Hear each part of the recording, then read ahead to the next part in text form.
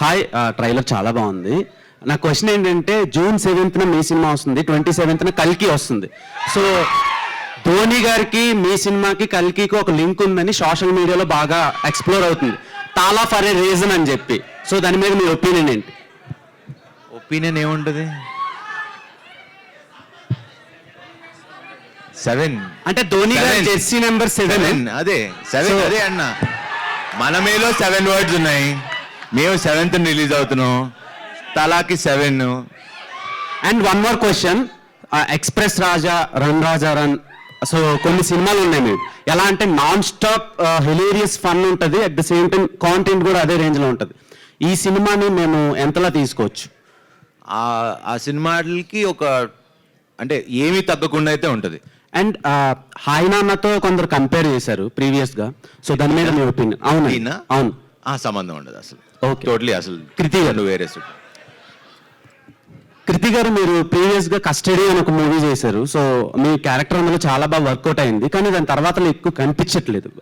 And మనమే వరకు రాలేదు. మీరు మధ్యలో ఏమైనా క్యారెక్టర్స్ రాలేదా, లేదంటే మీరే చూస్ చేసుకోలేదా? యాక్చువల్గా అండి, చాలామంది అడిగారు మీరు ఎందుకు గ్యాప్ ఇచ్చారు, నేను ఇవ్వలేదు, వచ్చింది. నేను తమిళ్ అండ్ మలయాళంలో ఎక్కువ వర్క్ చేయడం వల్ల ఐ థింక్ ఆ గ్యాప్ న్యాచురల్గానే వచ్చింది, ప్లాన్ చేసుకుని తీసుకోలేదు. సో మీతో పాటు డెబ్యూ అయ్యేటోళ్ళు చాలా సినిమాలు చేస్తున్నారు యాక్టర్స్, సో మీరు అలా చేయకపోవడానికి reason? I think this year నేను 5 ఫిల్మ్స్ చేస్తున్నానండి. సో నాకైతే ఐఎమ్ వెరీ గ్రేట్ఫుల్. అంటే 5 ఫిల్మ్స్ చేస్తున్నానని చెప్పట్లేదు, even 1 film would be enough for me if I'm heartfully doing it. So ఇది ఐ కాంట్ సే దట్ నేను తక్కువ చేస్తున్నాను, ఎందుకంటే I feel very grateful with what I have. Okay, Sriramaditya garu, so me films చాలా స్టైలిష్గా మేకింగ్ చేస్తూ ఉంటారు. సో ఈ సినిమాని మీ ప్రీవియస్ ఫిలిమ్స్తో కంపేర్ చేస్తే ఎలా ఎగ్జిక్యూట్ చేశారు, అండ్ ఆడియన్స్ ఏం ఎక్స్పెక్ట్ చేయొచ్చు?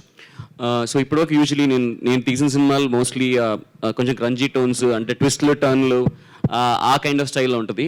సో ఇది ఫస్ట్ టైం నేను లైఫ్లో ఒక లవ్ స్టోరీ, ఒక రొమాంటిక్ బ్యాక్ డ్రాప్, ఒక ఫన్ ఫ్యామిలీ ఫిల్మ్ తీద్దాం అనుకున్నా.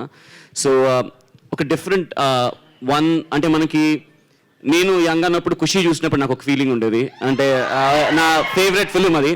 సో ఖుషి చూసినప్పుడు ఆ టోన్ కానీ అసలు ఒక డిఫరెంట్ ఎక్స్పీరియన్స్ అనిపించింది చూసినప్పుడు. ఈ సినిమా అది ఇస్తుంది ఖచ్చితంగా. సేమ్ క్వశ్చన్ సార్ ఆదిత్య గారు.